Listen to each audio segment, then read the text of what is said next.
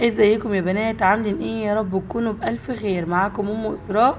الشعر اللي معانا النهارده يا بنات محتاج معالج مع فرد.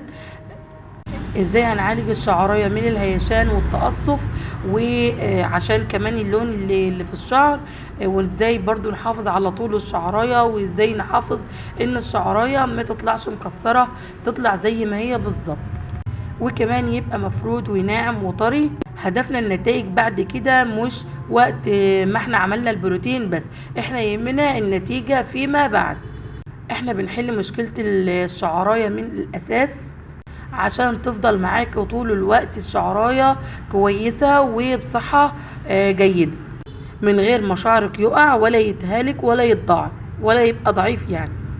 والحمد لله بفضل الله بنوصل للنتائج اللي احنا عاوزينها، وبنحافظ على الشعرية وبنوصل لنتائج ما شاء الله مرضية للجميع.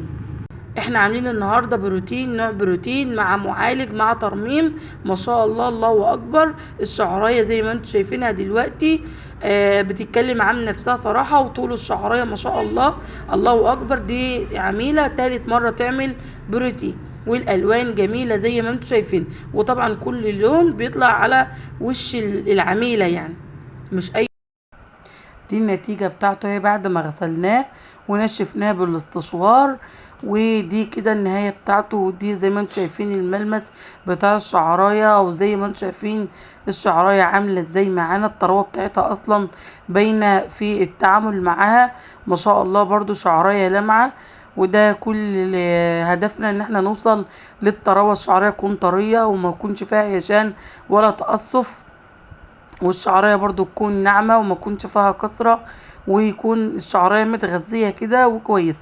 بتمنى الفيديو يكون عجبكم، بتمنى كلكم تشتركوا تعملوا متابعة للصفحة. وعنواننا محطة راس الخليج.